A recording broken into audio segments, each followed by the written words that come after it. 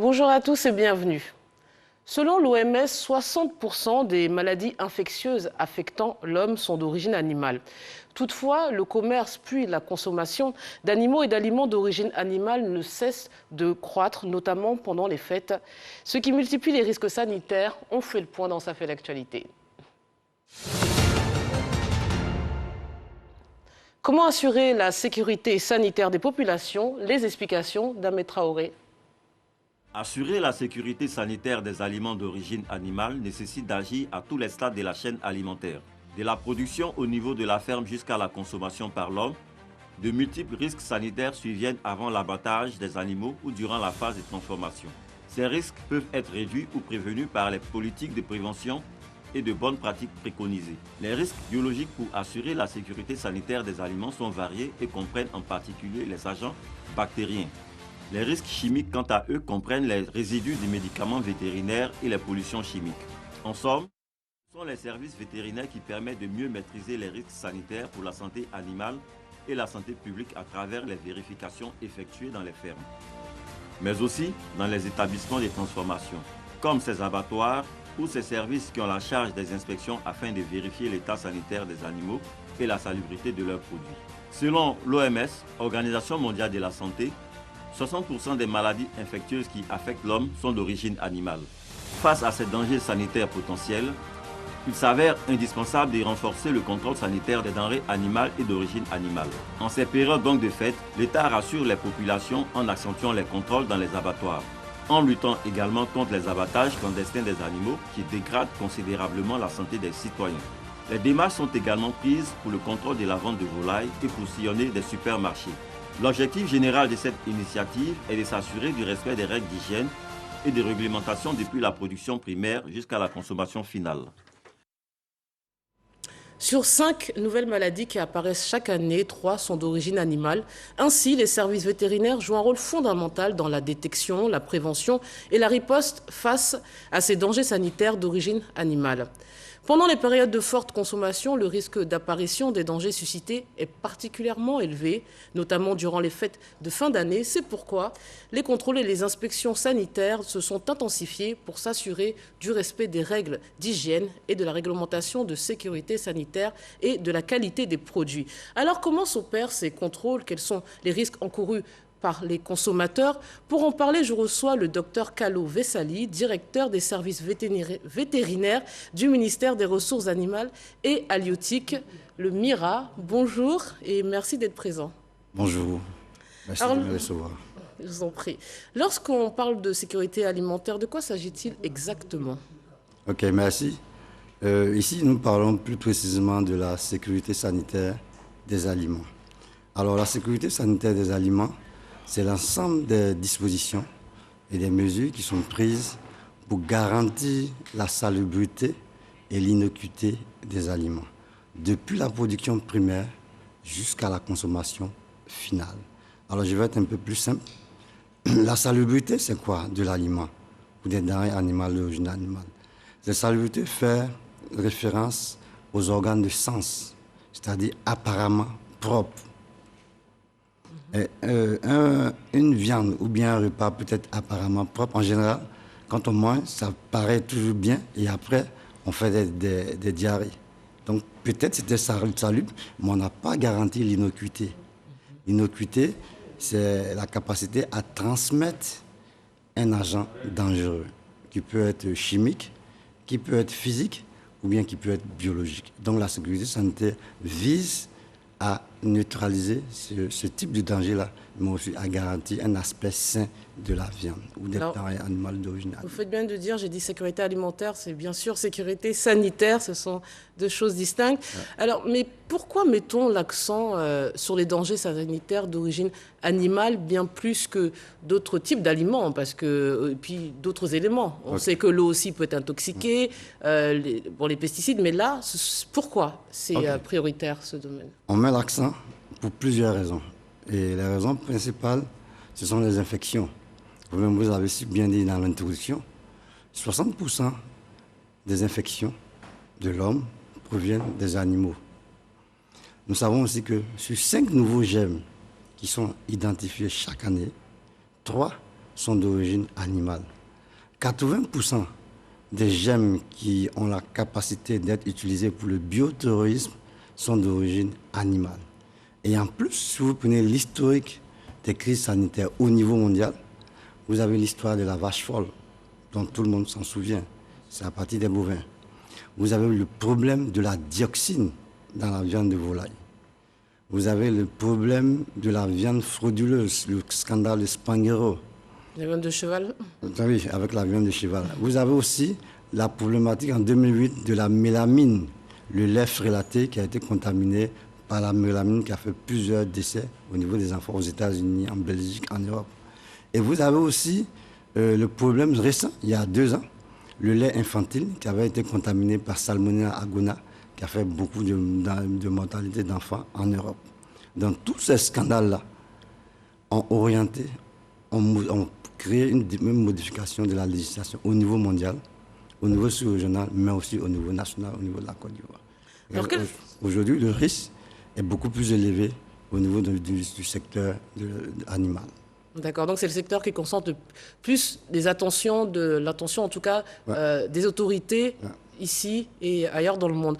Quelles sont finalement ces maladies, virus ou autres que contractent ces animaux et qui sont potentiellement dangereux pour l'homme? Ok. Ces maladies-là, en général, dans notre jargon, on parlera des zoonoses, mais je l'explique. Les zoonoses, ce sont des maladies qui sont transmissibles de l'animal à l'homme ou vice-versa. Et donc, ces maladies-là peuvent être des maladies virales, elles peuvent être aussi des maladies parasitaires ou des maladies Vous pouvez nous donner des exemples bactériennes.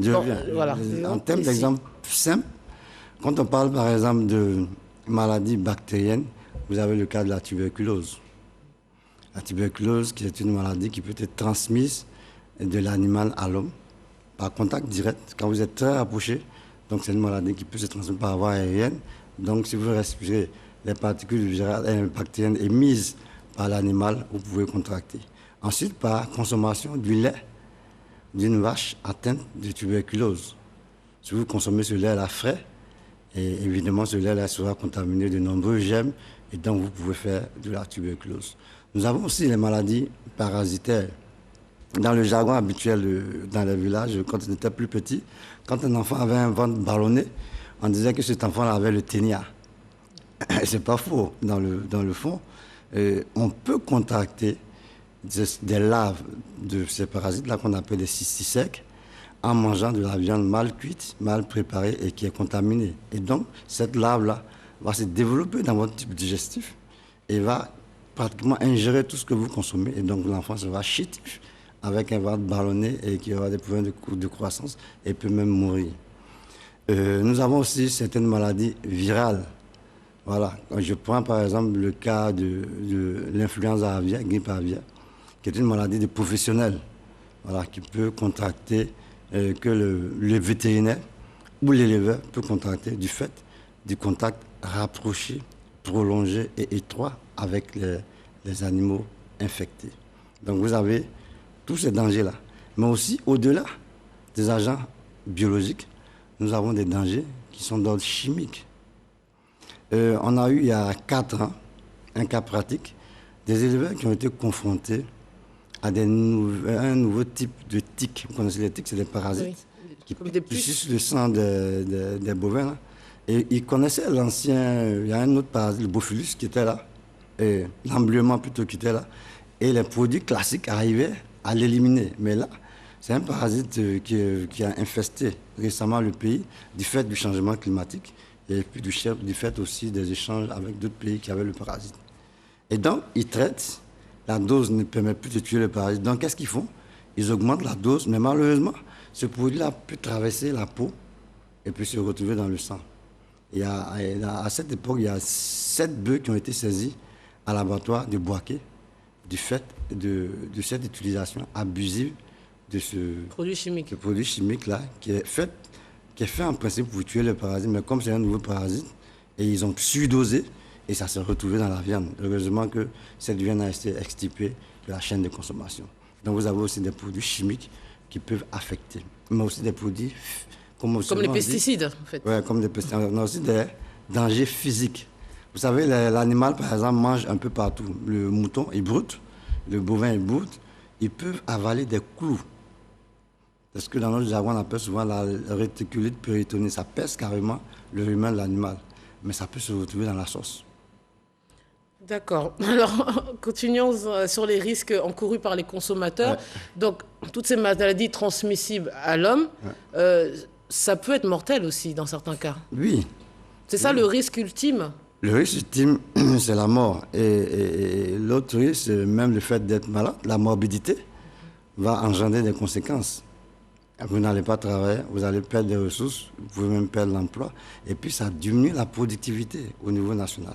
Ça, c'est sur le plan économique. Le plan économique, ok. Du 23 au 30 décembre 2021, vos services associés à d'autres, notamment, je crois, le service d'hygiène et le district d'Abidjan, Oui.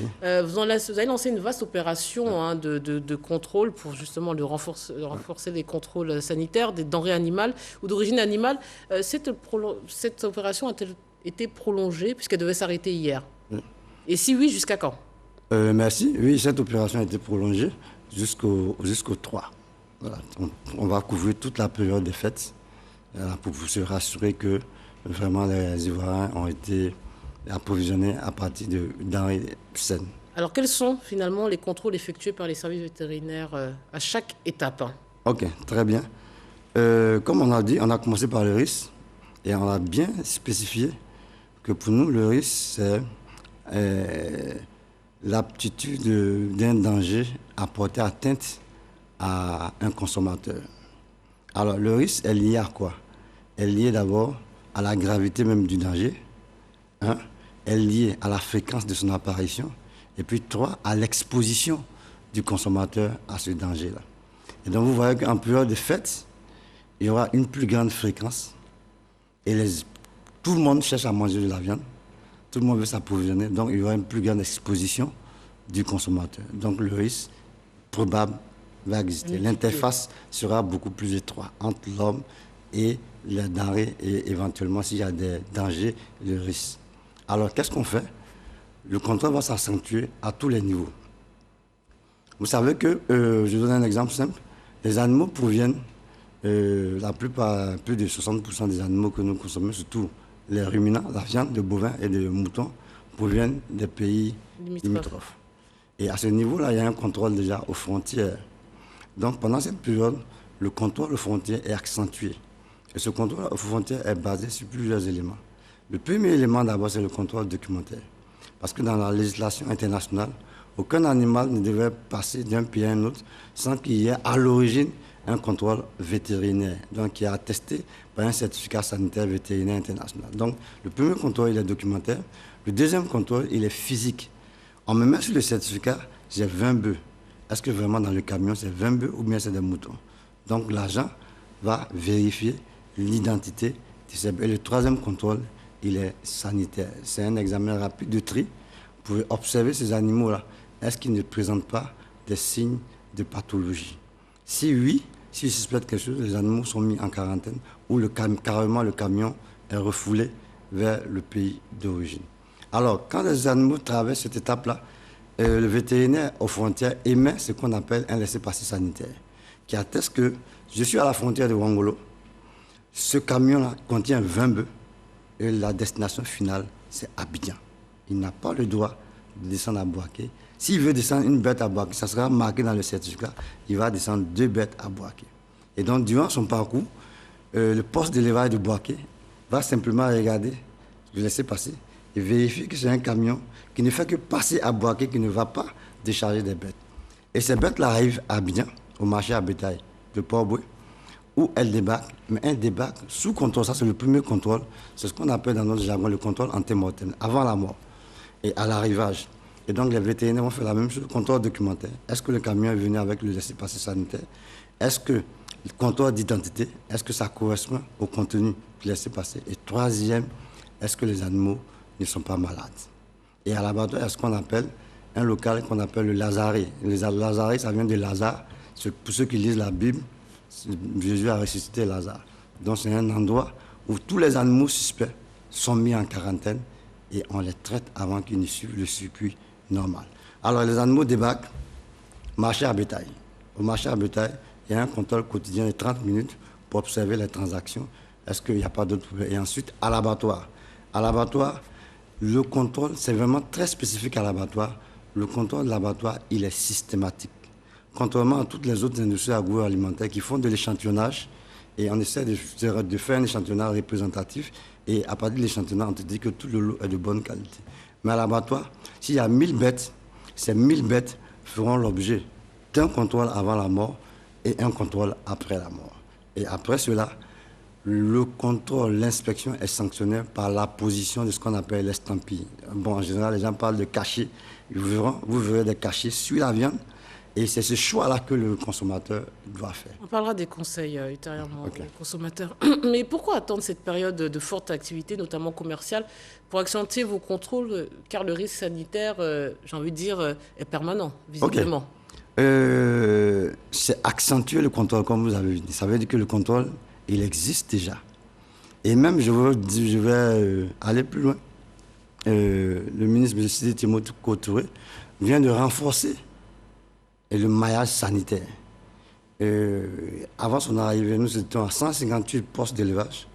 Aujourd'hui, nous sommes à 280 postes d'élevage pour assurer le contrôle de proximité dans tous les départements de Côte d'Ivoire. Donc ça, c'est déjà un contrôle classique qui se fait tous les jours. Le contrôle se fait au niveau des élevages, au niveau des abattoirs et au niveau des points de commercialisation. Maintenant, on accentue en période de fête, parce que comme je le dis, la probabilité d'exposition du consommateur devient plus élevée. Et donc, nous, notre stratégie, c'est d'orienter le contrôle sur le risque.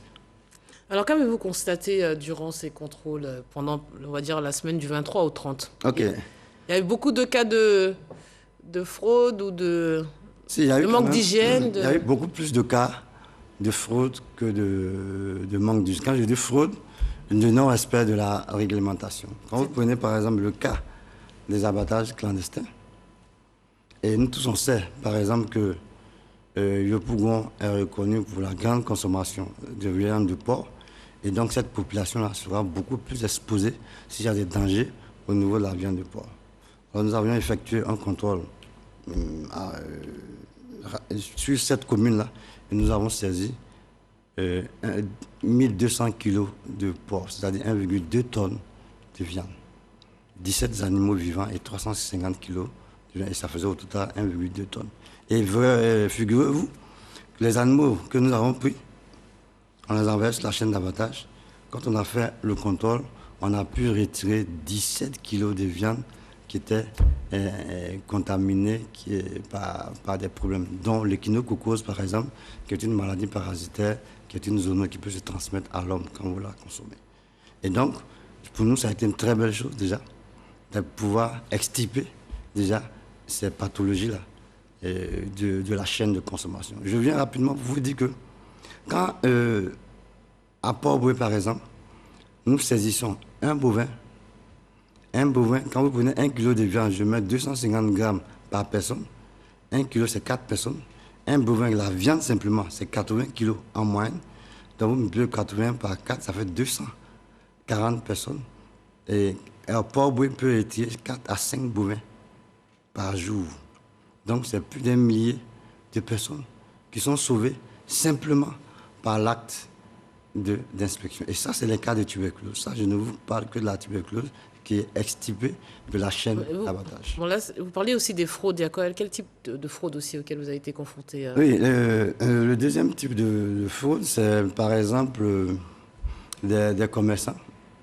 Dans notre législation, certaines professions de commercialisation de denrées animales sont soumises à autorisation préalable. Donc on parle d'agrément sanitaire. Et donc avant de commencer à exercer, par exemple la vente du déguet, qui est un denrée très sensible, avant de commencer à exercer, vous devez d'abord avoir une autorisation préalable. Cette autorisation-là est liée à une inspection sanitaire, la conception des locaux, le matériel que vous avez dans ce locaux, l'état de santé du personnel, la méthode que vous avez. Et voilà, c'est sur ces aspects-là que est-ce que vous avez aussi un plan de maîtrise sanitaire. Alors, par la suite de ça, vous avez un agrément. Et donc, tous ces opérateurs-là doivent avoir d'abord un agrément avant de vendre, de mettre à disposition leurs produits au niveau du consommateur. Donc, on a pu retirer certains produits de ce type-là qui n'étaient pas soumis à agrément. Mais l'informel en Côte d'Ivoire et dans d'autres pays d'Afrique domine largement le secteur privé. Quel est l'impact sur la sécurité sanitaire et qu'en est-il de la traçabilité? Faut-il plus se méfier des commerçants ambulants où ça n'a pas trop de En fait, il faut comprendre conséquences? La sécurité sanitaire repose, ce que je vous ai dit, c'est la production à la consommation finale. Donc, le vétérinaire ou bien l'inspecteur qui donne un certificat de salubrité, il ne se fie pas seulement au contrôle de la viande qu'il a, il y a la chaîne d'information sur le contexte épidémiologique, c'est-à-dire la situation sanitaire qui prévaut dans la zone de production. Ça, c'est le premier élément. Et donc, pour nous, tout commerçant, et on parle de commerçants informels, mais en général, c'est vrai que c'est dans l'informel. Quand je prends un boucher, on a cette chance-là dans le pays d'avoir près de 80%, selon une dernière étude des bouchers, qui ont l'autorisation préalable. Même dans les sous-préfectures, en général, dans un village, il y a un seul boucher qui est reconnu par le préfet, qui a eu son autorisation signée par le préfet et reconnu par les services vétérinaires. Pourquoi? Parce que, par exemple, quand je prends le contrôle de la viande, c'est un contrôle qui a été instauré depuis l'époque coloniale. C'est le premier secteur où la sécurité sanitaire a commencé à se développer. Donc, ces acteurs-là, qui en général, qui lèguent de père en fils la profession de boucher, ils savent qu'on doit être soumis à un contrôle et que la viande doit provenir d'un abattoir. Et si ça provient d'un abattoir, pour que cette viande-là sorte, elle fera l'objet d'un contrôle sanitaire. Donc, pour nous, ces secteurs-là, même quand il paraît formel, informel plutôt, mais l'approvisionnement en viande doit se faire à partir d'un abattoir. Sinon, ça devient une viande issue d'un abattage clandestin qui fera l'objet d'une saisie et le contrevenant est puni par la loi. Voilà, sanction pénale, plus emprisonnement, plus amende. Alors concrètement, quel conseil donnez-vous à nos téléspectateurs qui sont aussi des consommateurs? Ok, nous voudrons vraiment d'abord assurer les consommateurs qu'aujourd'hui le maillage est assez bien fourni. Il a été développé. Alors nous avons pratiquement augmenté de près de 40% le contrôle de proximité de façon normale. Et ce contrôle-là a été accentué aujourd'hui pendant les périodes de fête, vu que la probabilité d'exposition du consommateur est beaucoup plus élevée. Alors, comme je le disais, la sécurité sanitaire repose sur 3 piliers. L'État qui doit mettre en œuvre l'environnement sanitaire adéquat. Les producteurs, eux, qui doivent respecter les bonnes pratiques d'hygiène et de transformation. Et le consommateur qui doit respecter aussi les conditions d'utilisation des produits. Alors, pour les consommateurs, nous leur disons de faire le bon choix. Pour la viande, simplement, c'est très simple. Vous recherchez l'estampille sur la carcasse. C'est un cachet qui peut être bleu, qui peut être rouge, mais qui atteste que cette viande-là est issue. Non, mais quand la viande passe à la découpe, quand ça arrive, bon, nous, on n'a pas toujours accès à la carcasse. Ah oui, et ni au tampon, au coup de tampon de vos services. Vous avez 2 choses. Toute viande qui est dans un marché, par exemple, quand vous allez chez un boucher, il y a toujours un gigot. Le tampon est à 3 niveaux et des 2 faces, sur la cuisse, sur la côte et sur l'épaule. Donc, le temps qu'il finit cette viande-là dans la journée, vous avez au moins une partie où vous avez cette chance-là. Maintenant, quand il fait de la découpe, c'est-à-dire dans un supermarché, et il coupe des entrecôtes, le contrôle se fait déjà à la réception. Eux, ils ont un cahier de charges où ils enregistrent tous les certificats de salubrité qui ont accompagné la viande. Quand nous venons, par exemple, au contrôle renforcé, la première des choses, on va dans l'atelier. Où sont les certificats de salubrité depuis un mois? Ils vous tous les certificats. Et pour la viande qui vient d'arriver, ils vous le certificat de salubrité du jour. Et donc, le poids de la viande doit correspondre à la viande qui a été découpée. Donc, déjà, il y a quand même ce système-là qui est en place qui permet de s'assurer qu'il y a un minimum. Et nous disons aux consommateurs aussi de faire le bon choix, c'est-à-dire de bien lire les dates. Souvent, les consommateurs ne font pas attention entre la date de production et la date d'expiration. Vous avez 2 dates sur la denrée. Et donc, il faut faire en général, c'est PROD, prod, 2 points sur la date de production, et EXP, expiration. Il faut vérifier ces 2 dates-là. S'il y a des consommateurs, il y a des commerçants véreux qui vont mettre simplement la date de production. Il faut interpeller le service vétérinaire le plus proche. Il faut les 2 dates pour que vous puissiez avoir une idée de la durée du produit. Ensuite, le choix, par exemple, des conserves. Une conserve rouillée, vous ne devez pas la prendre. Une conserve gondolée. Pourquoi gondolée? Ne serait-ce que déformation de la conserve, éviter cette boîte de conserve. Parce que quand c'est cette gondole, le sertissage, c'est-à-dire le système qui permet de fermer la conserve. Parce que la conserve en elle-même, dans son processus, elle est stérile, sans problème. Mais dès qu'il y a une petite fuite d'air, un germe peut se multiplier. Une conserve bombée, aussi, il faut éviter ce genre de produit-là. C'est bien noté. Merci pour vos conseils. Vous l'aurez compris, soyez prudents et vigilants durant cette période de fête en espérant qu'elle ne sera pas gâchée par cette réalité de la sécurité sanitaire.